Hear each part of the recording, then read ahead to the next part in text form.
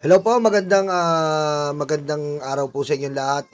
Ayan po, mag-update lang po tayo dito po sa ano ba 'yan, hindi po tayo makapag-topic ngayon eh. Pasensya na po kayo pasensya na muna po tayo ngayon kasi gusto lang po namin kayo i-update dito po sa nangyayari po kay Mima Alicia.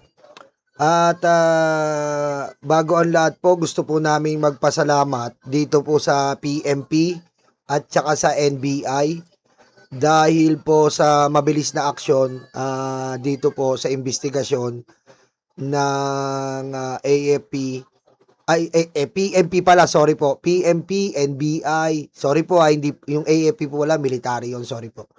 Yung PNP at NBI, General Nartates, at gusto ko yung pong pasalamatan, yan po.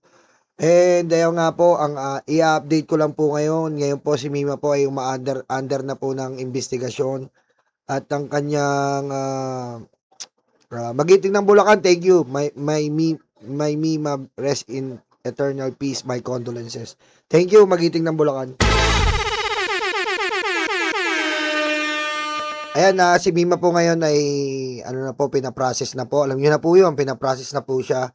At nakikiusap nga si Boss Mike na if ever po ay kami po ay mapagbigyan na kami po mga kaibigan niya na talagang kasama niya po sa vlogging na ilang taon na rin po kayo magkakasama na mapagbigyan po na dito po muna makasama namin. Sana po mapagbigyan po kami ng pamilya ni Mima. Actually po, eto, sabi ko nga po kanina, ang hirap po i-vlog to. Ayoko naman mag-iyakan tayo, pero pumunta na rin po ako sa iba't ibang mga vlogger para sabihin pong tunay. Kasi po may mga bagay po ngayon na pati pa naman yung pagkamatay ni Mima, pini-fake news pa. Wag naman po tayong ganon, 'di ba? Buhay na po 'to okay? Buhay na po ni Mima 'to. At si Mima naman po ay naging warrior ng BBM vlogger.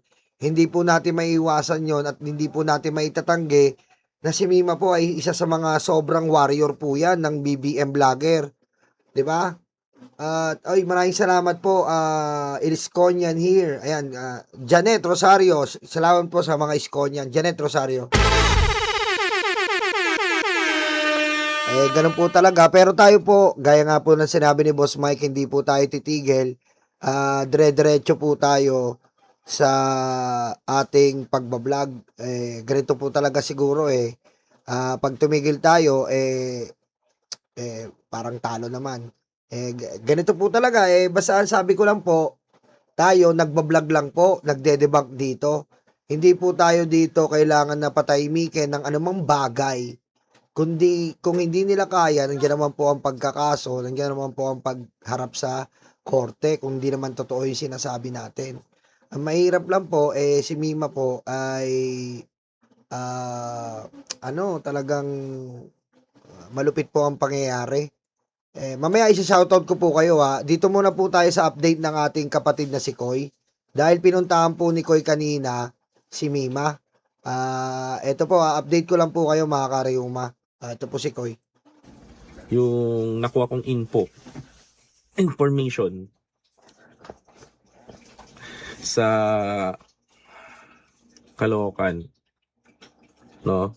Hindi ko, this is not a official, no? Hindi po ito yung official na na pangyayari. I mean, official report.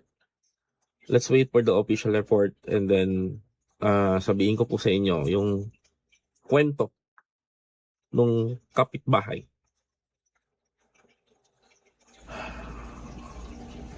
Yung kwento ng kapitbahay.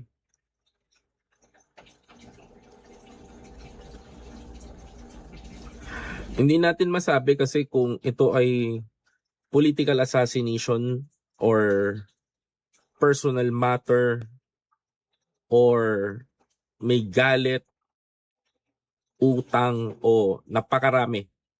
Halo-halo to. Pero ang pinaka-importante sa akin is yung mga kwento ng kapitbahay. Alam nyo, malawak din ang connection ko dito sa Caloocan. Dahil alam nyo naman, di ba, naging campaign, Manager. naging campaign ako ni Sunny Trillanes. Si Koy po kasi naging campaign manager ni Sunny at lumaban siya mismo sa Caloocan, North Caloocan mismo. At yun nga po, si Koy, doon nga kami namigay, ang Bengador po family, doon po kami namigay ng mga tulong diyan po sa Caloocan, Bengador family. Yung kinita po ng Bengador, ito pong channel na to, ay binigay po diyan po sa mga senior citizen sa Caloocan. Kaya may alam po si Koy dito dahil siya po ay tiga mainly Caloocan. One of the place na pinasok namin is yung village na tinitirhan ni Mima. Sabihin natin totoo, Sierra Nova.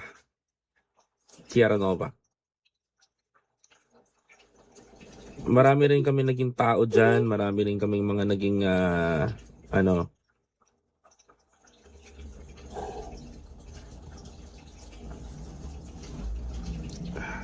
hindi ko alam kung paano ko di-discuss sa inyo.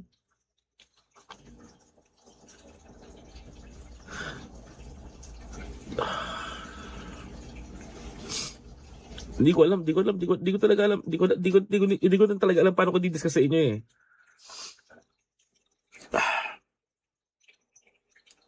Totoo lang. Kahit sira ulo kasi si Mimo, putang inang yun. Okay kami nun eh. Sa totoo lang po, tama yung sinasabi ni Koy, lagi silang magkaaway. Kaya nga sa Bengador, nag-aaway sila eh. Sa off-cam. Nag-aaway sila, lagi sila nagbabangayan eh. Lagi sila nagbabangayan. Tinatawanan namin ni Boss Mike, tinatawanan namin. Which is natural na sa kanila kasi matatagal na silang magkakasama, lagi silang nagtatawanan. Tapos nag-aasaran pa nga yung mga yan eh, ayun, yung mga relasyon, 'di ba? Tawanan lang kami ng tawanan. Ayan. Nakabili ka? Then, Wala pa, sir. wala pa. Hindi kasi ganito, nagkaroon si Mima ng isang karelasyon. So, si Mima nag-decide na magsama sila nung lalaki.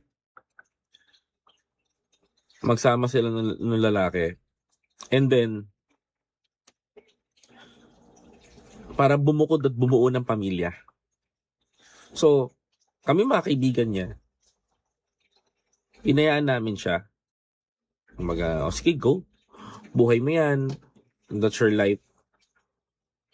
Kasi po mapapansin nyo, ayan po, 'di ba? Si Mima po, naano po kasi siya eh. Siyempre, magmamahal tayo, 'di ba? Nagmamahal tayo. Eh si Mima nakakakuha na naman ng bagong pagmamahal. 'Di ba? Nakakuha siya ng bagong pagmamahal eh. So hindi na namin siya nasikaso, hindi na namin siya kasama. At hindi na po namin siya kasama. So doon na siya sa boyfriend niya. Masaya kami sa boyfriend niya, masaya kami. Eh kaya nabigla kami na may ganitong pangyayari. Kasi nga si Boss Mike, kaya po sobrang inanakit ni Boss Mike. Kasi baby po ni Boss Mike yan. Tsaka ni Ma'am Jen. Baby yan. Yung pagkain niya sa bahay, inaasikaso ni Boss Mike. Talagang parang tatay si Boss Mike, kaya parang no, kaya yung sabi niya, hindi kita naprotektahan. Yung sabi naman namin ni Boss Mike, hindi niya naman kasalanan eh. Kasi parang nafe-feel ni Boss Mike na parang may pagkukulang siya. Which is sabi namin, nagawa mo naman yung part mo eh. 'Di ba? Kasi doon po nakatira kay Boss Mike sa bahay ni Boss Mike.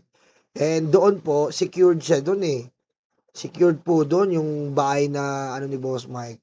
Tapos hanggang sa ewan ko, nag-live-in daw yata, doon na, yun na ang problema. Yun na nangyari.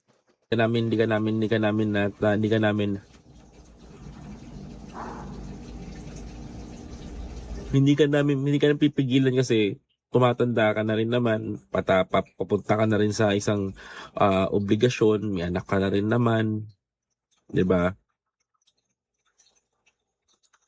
So hinayaan din siya ni Boss Mike para ayusin yung buhay niya.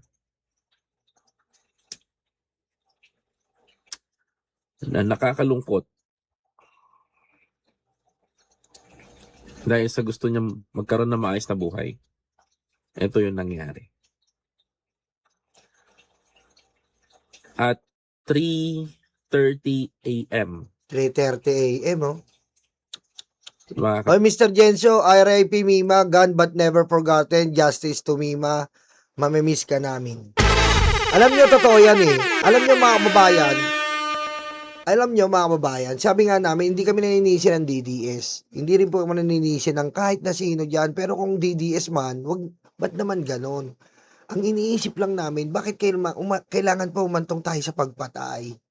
'Di ba? Nakita na naman sila Mima, kami. Pag kinakasuhan po kami, nagko-comply naman kami. Hindi ba pwede sapat yung kaso na lang? Alam mo po yun, mga karayuma? Hindi po ba sapat yung kaso na lang? Kasuhan mo na lang. Ba't kailangan 3:00 ng madaling araw po pinasok yung bahay? Oh. 'Di ba? Sinigurado po. 3:00. Biro mo. 'Di ba? Pwede naman kung may galit ka, kasuhan mo na lang. Kung hindi mo kaya if ever yung content, kasuhan mo na lang. Kung halimbawa, karelasyon mo si Mima if ever lang, karelasyon mo si Mima dati na ganyan nagkaproblema kayo, kasuhan mo pabalik. Pero yung ibigay mo yung kunin mo yung buhay, hindi wala tayong karapatang kumuha ng buhay ng tao. 'Di ba? Ang buhay ng tao po kumukuha lang po diyan Panginoong Diyos. Panginoon Diyos lang po 'yan. Pero kung tayo po sa sarili natin na tao tayo, magdedesisyon tayo na kuhanin ng isang buhay ng isang tao, napakaano naman po, kasuhan natin. Kung hindi natin napipikon tayo, kasuhan nyo.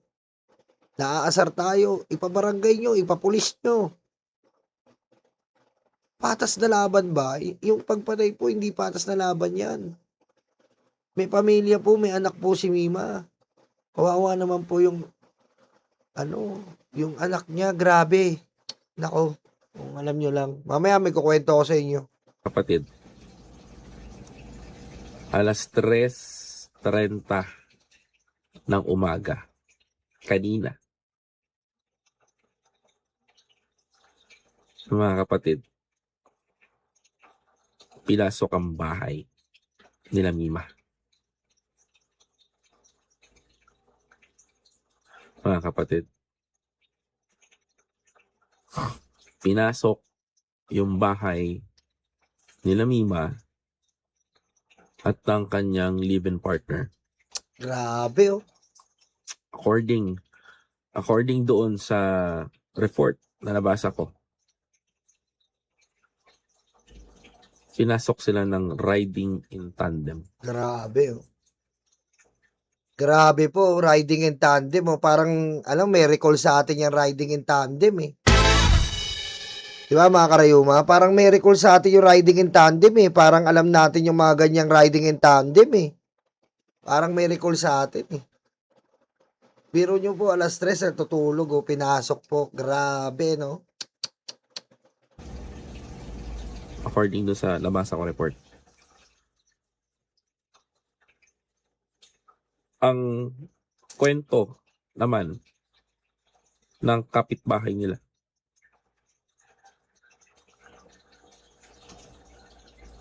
pinasok sila sa loob ng bahay at binaril yung partner niya. Unang binaril yung partner niya po. Unang binaril po yung partner. Then si Mima. Si Mima sumunod.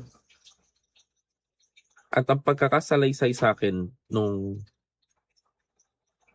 ibang tao doon, I don't want to mention the name,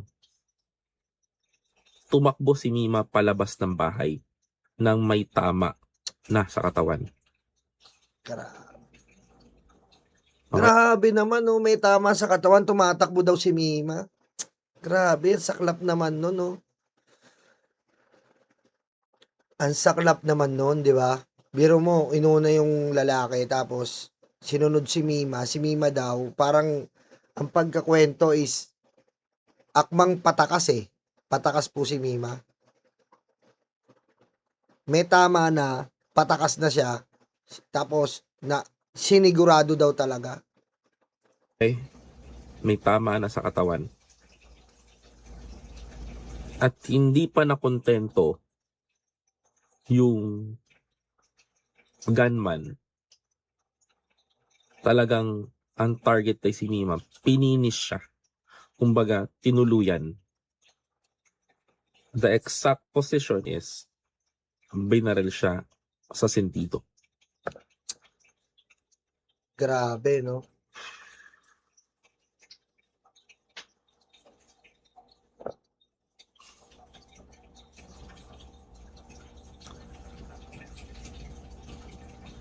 Kaya but maraming pumapasok sa isip ko ngayon. Maraming pumapasok sa isip ko. 3:30 in the morning, pinasok siya sa bahay nila. Unang binaril daw yung lalaki. Then si Mima ay sunod na binaril at nakatakbo daw itong si Mima palabas ng bahay. Kaso, dun siya inabutan na bumagsak siya. At sa gustong matapos ng gunman yung trabaho niya,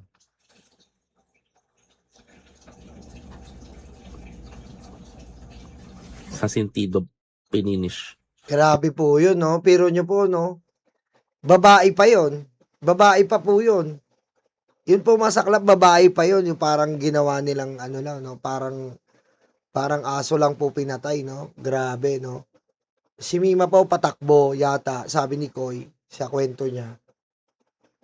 Nung may tama na, sinigurado po pinini sa ulo. Biro nyo po, yung mga ganyan po yung sinasabi natin eh. Hindi po tayo kailangan umantong sa ganito, Hindi tayo, pare. Hindi po tayo kailangan umantong sa ganito. Tayo po dito, may mga panig. Sabihin na natin may mga panig, masyadong polarized na eh, di ba? May mga panig. So, labanan na ng panig. Di ba? Labanan lang po ng panig kung gusto nyo. Wala namang problema eh. Ang problema, kung if ever may politics, issue, huwag naman umantong sa ganyan, di ba? Hindi naman po kailangan umantong sa ganyan. Di ba? Pwede naman magpatalinuhan. Pwede naman magpagalingan na lang tayo dito sa pagdedebunk. Pwedeng ipagtanggol nyo ng magaling. Yung side nyo. Pwede namin ipagtanggol ng maayos yung side namin. Pero if ever hindi kinakaya, huwag tayong umantong sa radikal, kriminal na paraan. 'Di ba? May mga pamilya rin yung taong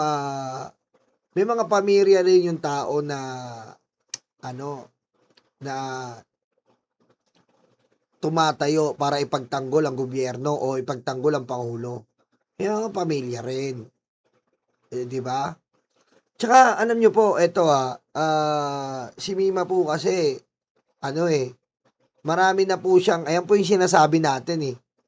Marami po siya sa GC namin, marami na siyang death threat. 'Di ba? Ayan po yung sinasabi natin eh, yung usong-uso ngayon, yung death threat. 'Di ba? Yung usong-uso ngayon, yung death threat. So, eto na po ba, ganito po ba ang sasabihin natin? Katulad niyan, kailangan bang mamatay muna si Mima para masabing papatayin kita? Yun po yung sinasabi natin eh. Si Mima, ang dahil pong death threat niyan, kami lahat dito.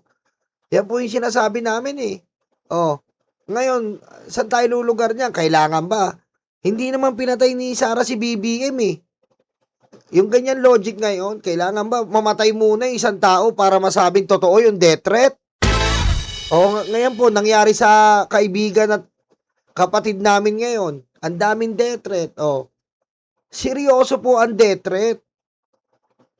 Oh, seryoso po ang death threat. Huwag nating ipagsawalang bahala na sasabihin natin ngayon sa ating bayan, sa ating bayang Pilipinas, na hindi naman pinatay si Sara eh. Hindi naman pinatay si BBM eh. So, hindi valid ang threat. Yan po yung sinasabi natin eh. Oh, na hindi po pwede talaga ang death threat. Dahil magbubunga at magbubunga yan.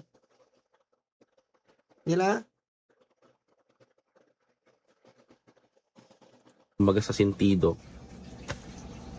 binanatan yung ano. Ngunit, ito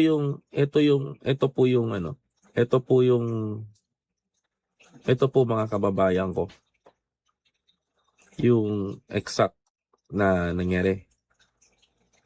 I hope na may CCTV. I hope na malutas ito kagad. Ako po, humihingi po ako ng tulong kay Mayor Along. Mayor, please do something for my friend.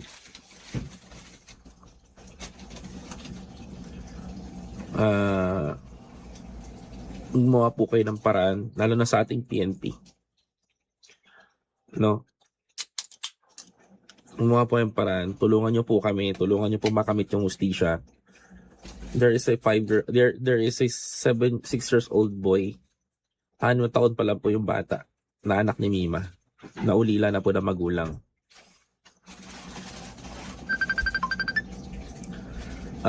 Malalaman niyo po yan. Hindi ko po kayang i-broadcast to media, pero let's see, mga kapatid. No? Let's see. Hindi ko po. Kasi nag-aantay pa rin po sila ng initial report.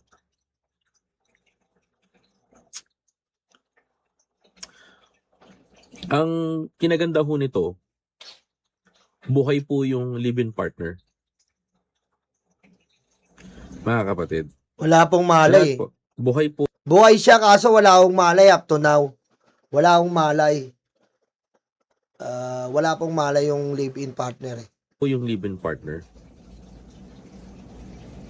And shoutout po dito po sa gobyerno natin. Inuulit ko po, maraming salamat po sa ating government.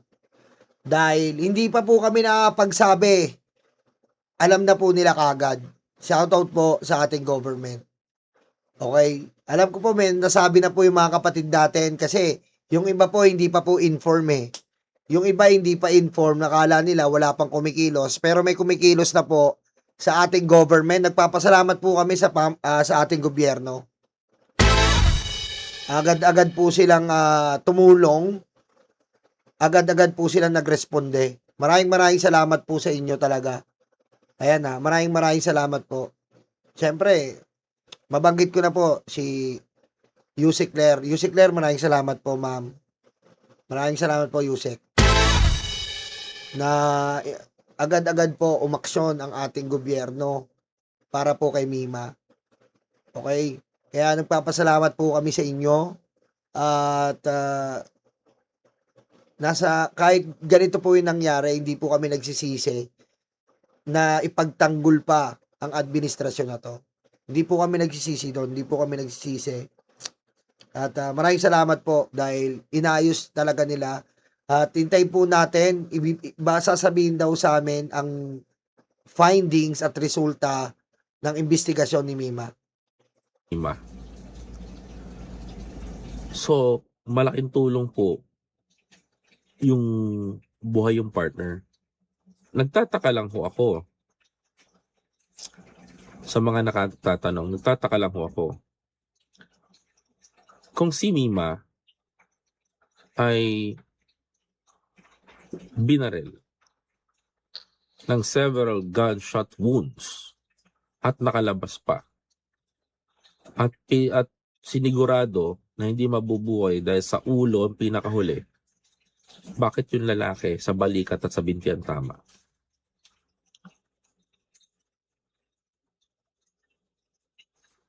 Ako nagtataka rin po ako. Marami hong pumapasok sa isip ko. Sana ho yung pumapasok sa isip ko, hindi yung tama.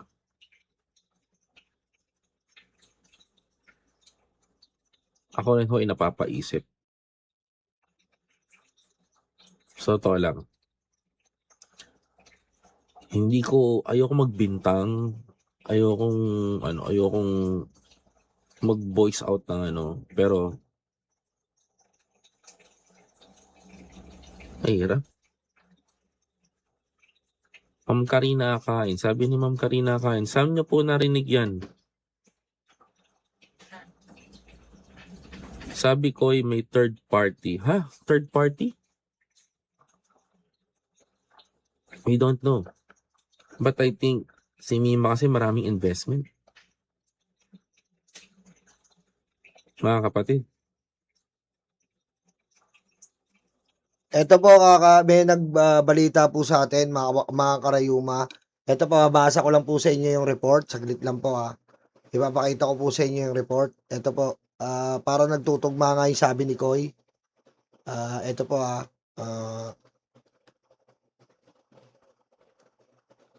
Ito, basahin po natin. Ito po ay ayon po sa report. Kinopya ko lang po dahil hindi nyo pwede makita yung taong nag-send eh. Kinopya ko lang po eksaktong lokasyon ng biktima. Kinumpirma ng pulisya na si Alicia Mima Lipata, 24, biro nyo po, 24 lang si Mima, ang nasawi sa pamamaril. Eksaktong lokasyon. Naganap ang krimen sa kanilang inuupahang bahay sa Sierra Nova Subdivision, Barangay 171 North Caloocan. Detalye ng insidente ayon sa saksi, paano naganap. Ayon sa testigong si Ed Eliazar na kapitbahay ng biktima, narinig niya ang sunod-sunod ng putok ng baril bandang alas 3 ng madaling araw. Nang lumabas si Eliazar upang mag-imbestiga, nakita niya si Mima na nakadapa at walang malay na sa kalsada. So tama nga yung sinasabi ni Koy, pataka si Mima, siguro nakalabas na, ayan, na may tama ng bala sa ulo. Ang mga sospek ay pinaniniwala ang mga nakamotor na bumaril sa biktima. Kondisyon ng kasama. Ang kanyang live-in partner ay na si Nel Boy. Ito po yung live-in niya, si boyfriend niya. 24 din po, parehas na edad niya. Ay gising pa ngunit nagtamo ng maramihang tama ng bala sa katawan. Humingi ng suklolo si Eliazar sa may-ari ng pinapaupahang bahay na si Jesus Alboro Jr. na siyang mabilis nagdala kay Luz sa Camarin Doctors Hospital upang sumailalim sa emergency treatment. Ayan po. Bali, ang final na destinasyon po ni Mima ay sa kalsada.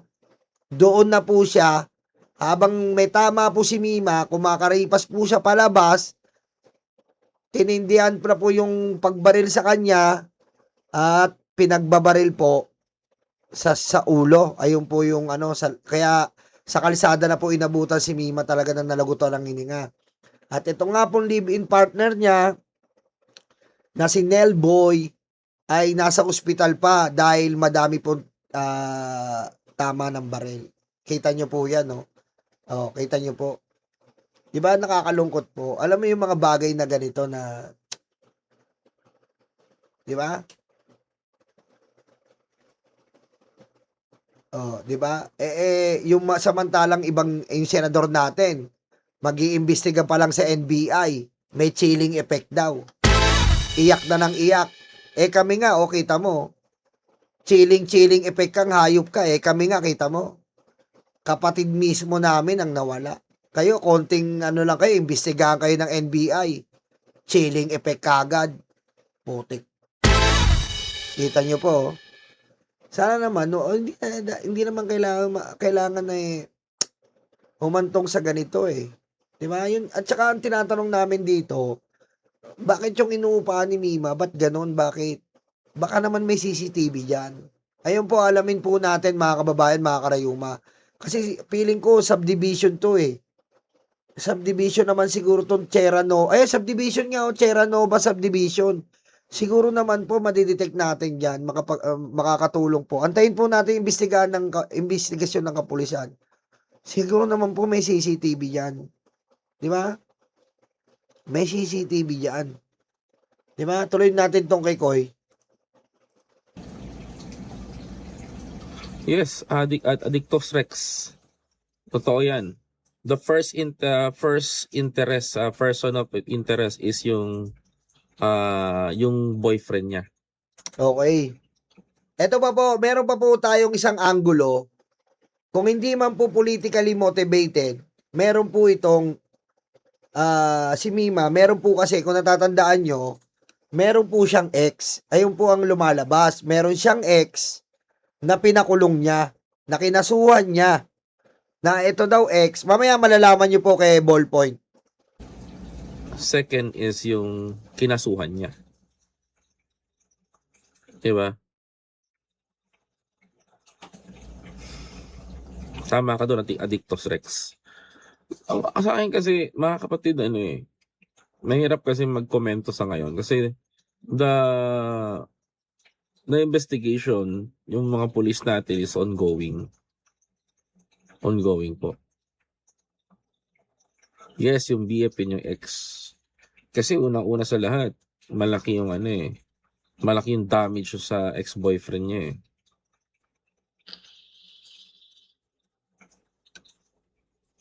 Hindi ako nakakakita ng political assassination eh. As in, Ayan po Ayan po yung kay Koy.